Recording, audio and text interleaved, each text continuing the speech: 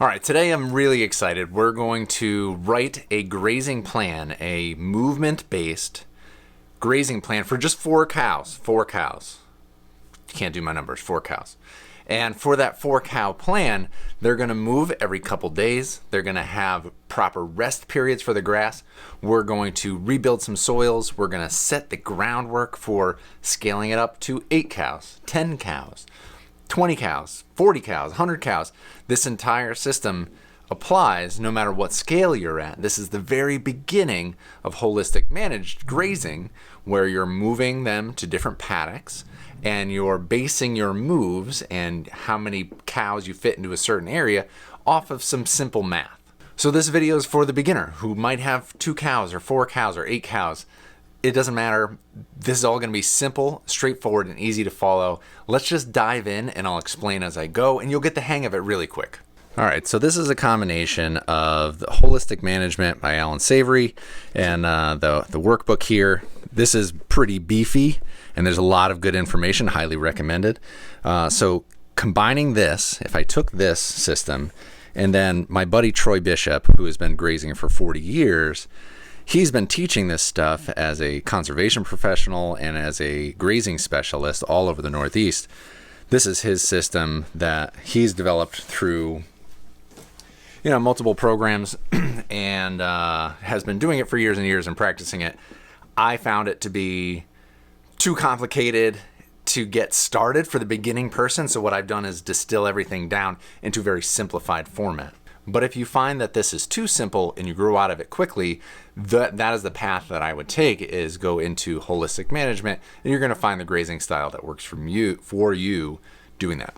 So getting into my grazing plan, this download for you is free. You don't even have to give an email address. You go to farmmarketingsolutions.com/start grazing.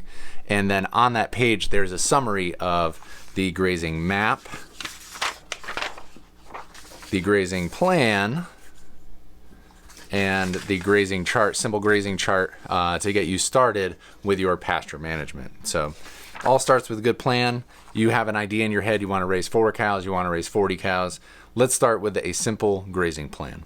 So I filled one out. My name is John, and the day is today because it doesn't matter. Our first question is, how much do grazing animals eat? Roughly. This whole thing is to get us in the ballpark and get us kind of used to the numbers, working with the units of measurement that are animal days, cow days, sheep days, etc., and then the grass growth and impact cycle. So we're going to go with rough numbers throughout this entire thing. How much do grazing animals eat roughly? So the average weight of our animal. We're going to go with cows. And how do we know how much our cows weigh? Well, you can get a good estimate by looking around on the breed of cow that you have. What's the average weight of a full-grown animal, average weight of a year animal. You can do the tape measure way. You can have a scale. There's so many ways to get an average with what your animals weigh. And here we're not going to matter if it's 950 pounds, if it's 1,100 pounds.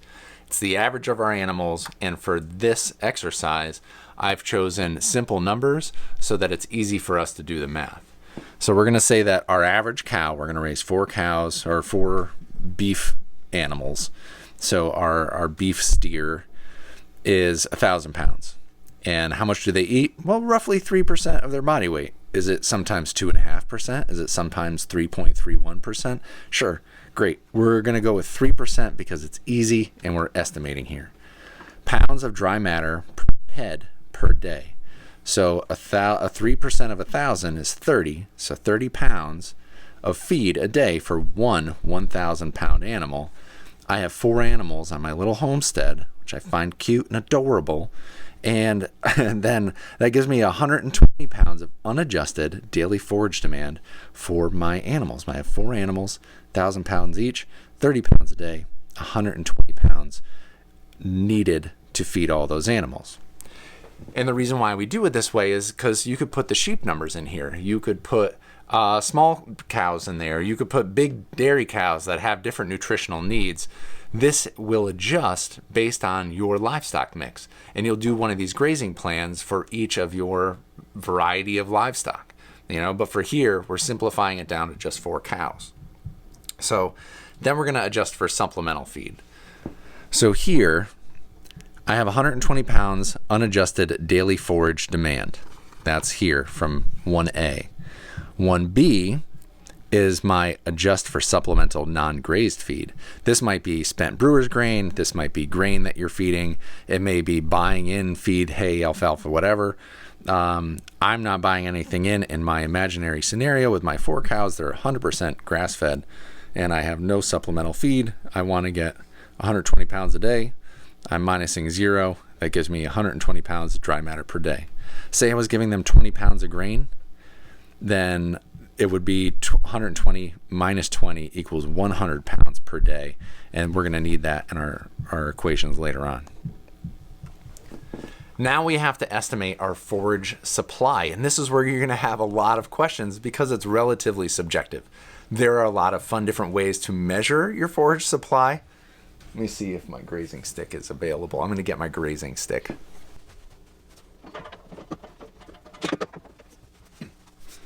We have this grazing stick, and this grazing stick gives you the general graze here. Has a simple ruler on it for measuring how tall your grass is. And then it has this crazy dot thing that as hard as I push, I can't get a good explanation for how this was put together and how it's calculated. And even this, with the dot thing, you're supposed to take the grazing stick and stick it in the grass and then see how many dots are showing. And then that's going to give you an estimated pounds per inch per acre. And that, to me, I just have so much difficulty with this. And then this is a plastic thing with this thing printed out at scale that it's not easy for your average person to obtain this thing. So what we're going to do is make some gross overgeneralizations about how much forage is available for our pasture, because we have to start somewhere and this adds a layer of complexity. So we're going to scrap some science here, and I'm sorry, and just go with a ruler in our eyes and looking down at our feet. So let me get you some examples. So let me get you some examples here, because now we're on to the part of estimating our forage supply. We're going to look at our feet and make some broad assumptions. And I have a URL for this, farmmarketingsolutions.com. On my blog, you can go to how good is my pasture, or look for the search field on my site and say how good is my pasture, and you'll find, some examples of this. And those examples that I share are these. Estimating our forage supply. So walking ourselves through this part, and this is just a deeper explanation of this chart, and I have both this and this available for free on my website. So rating poor, 0 pounds of dry matter equivalent per acre inch, LBS, DME, ACIN, pounds dry matter equivalent acre inch. And so poor pasture has been overgrazed, neglected, free, like the cows are just out on it all the time. Looks terrible, and it's poor pasture quality. Fair pasture quality, where there's a little bit, you get 100 pounds of dry matter equivalent per acre inch. That means over an entire acre, 1 inch will give you 100 pounds.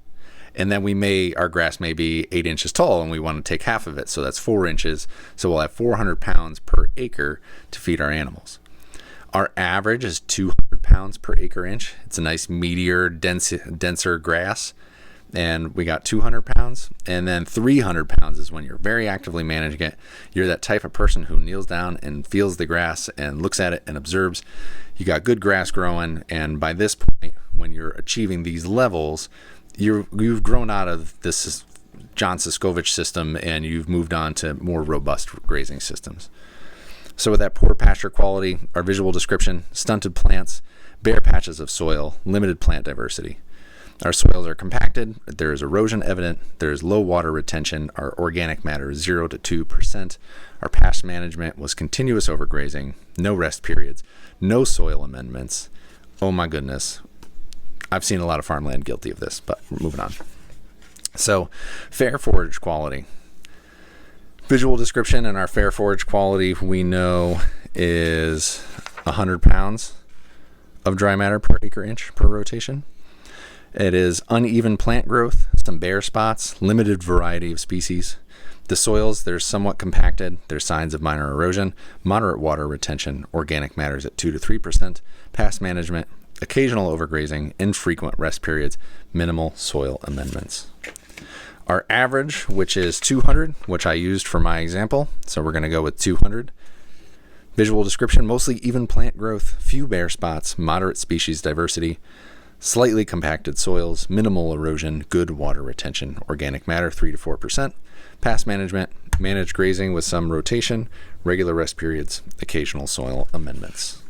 And then lastly, our high quality, awesome pasture. Visual description, lush, even plant growth, high species diversity, no bare spots.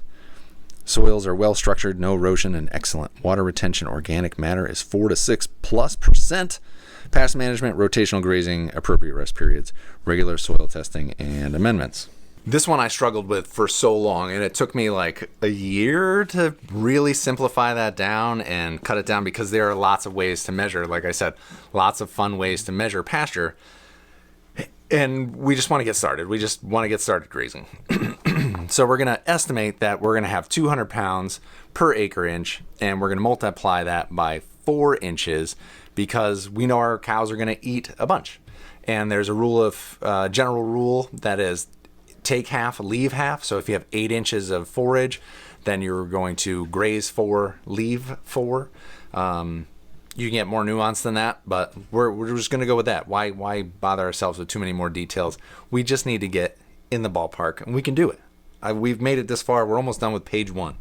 If I have 200 pounds of dry matter equivalent per acre inch, so 200 pounds of food per inch on an acre, and I'm going to take 4 inches, that gives me 800. 2 times 4 is 800 pounds per acre. So I have 120 pounds that I need, the forage demand.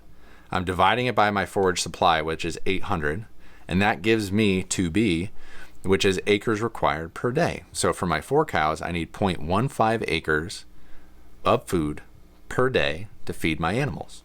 And that's important. That's a good number for us to have. So 0.15 acres at 200 pounds per acre inch per day. Yeah, 200 pounds per acre inch. We're grazing 4 inches. We have this much. You get the point. So next we're getting into days in one paddock, and that's our residency period. It's a new thing, new vocabulary word, residency period, how long you're staying in one place. And that carries over to the next page just because my formatting, there it is right there. Boom. Residency, had days in one paddock. And we think about residency period, we think about specifically how it impacts us.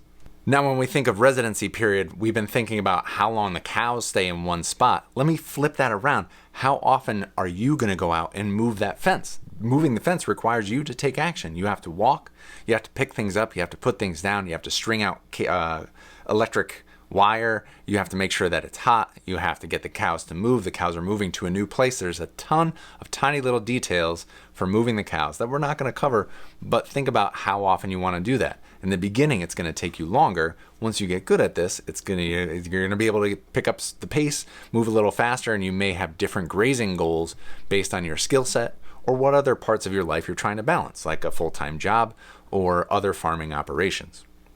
So this residency period really comes down to, do you want to move them once a week? They're going to be there for 7 days. Do you want to move them twice a week? They're going to be there for 3 days at a time.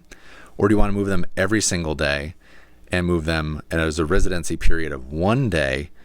Or do you want to never move them, which is bad because then they don't have any forage. They're overgrazing, they're stunting the grass, they're living in their own manure, they're building up parasites. It's not good for anybody. So we're not going to go with bad. Every day is scary because that's a lot of work. Twice a week sounds great because you can get the cows off of their poop and you don't have too much work where you only have to figure it out twice a week. Once a week gets a little long for me. This I consider the bare minimum is once a week. If you go longer than that, you're running the risk of having the second bite on the plant as the plant has been bitten by the cow and then is starting to regrow again as I mime this with my fingers. if it's starting to regrow and transporting carbohydrates from its roots out to use that energy to grow more protein-rich solar panels that are going to make your grass happen, then if it's regrowing and you bite it again, it's going to stunt it and you're going to have even less next time. So the greedier you get or the lazier you get, the less you're going to have in the long term. So I think starting with twice a week is good.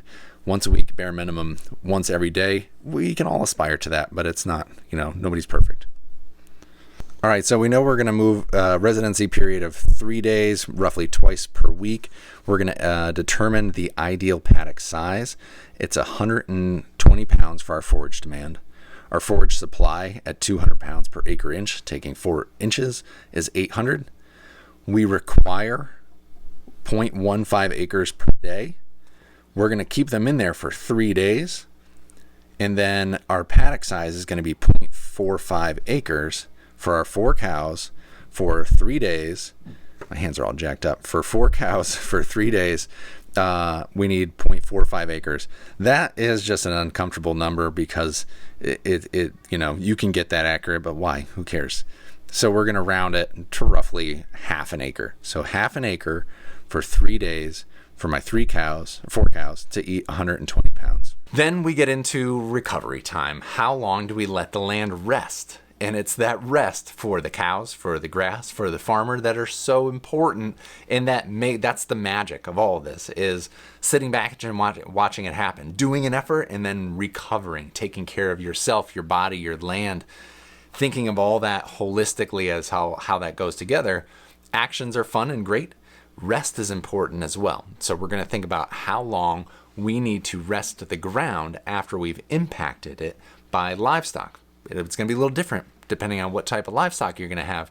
But as you build out your plans with these simple math equations, you'll be able to see it all come together and work out this orchestration of having your rotations on your land that benefit the person, the plants, the animals, and then the community surrounding the farm. And that is the goal. It's very difficult. You can do it, and we've simplified it to make it more approachable. So rest days. We have some standard rest days here. Let's take a look. Now in the spring, our grass is growing super fast, so we might have 20 days of rest. In the early summer, 30 days of rest, where we can be on the same patch of ground again within a 30-day period. Mid to late summer, there's 45 days of rest because the grass is growing slower. We've gone past the summer solstice. The days are a little shorter and they're starting to go into senescence and dormancy. And as we get into early fall, we get up to 60 plus days for rest. And the longer we let it rest, the more we let our ground recover, the more forage we're going to have in the future. And this adds a layer of complexity because your paddocks will change. The number of them that you need to change or need to have are going to change based on how long you're resting in between each impact. And then how many animals you have, what your residency period is.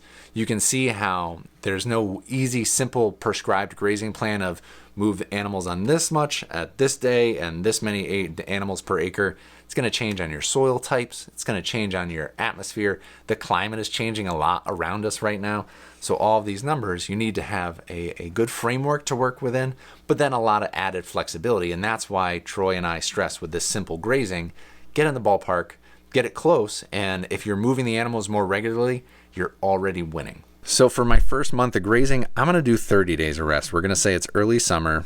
We're going to keep it simple, 30 days of rest for a residency period of 3 days per paddock, which means we need 10. And we're going to add another paddock because we need one for transfers, for rotation, for getting the math to work out. So 30 days rest, 3-day residency period. We need 10 plus 1 is 11 paddocks. So we're going to use step 5 to complete step 6. Our paddock size is half an acre. The number of paddocks we need is 11. 5.5 acres needed for X days of rest, 30 days of rest. And now what we're going to do is take what we need. Everything to this point is theory. In theory, we need 5.5 acres. And then we're going to start to put the hooves to the grass.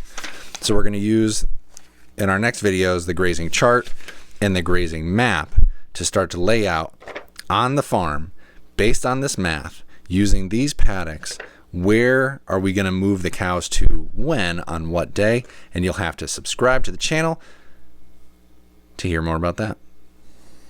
Until next time, I will see you out in the field. Moo!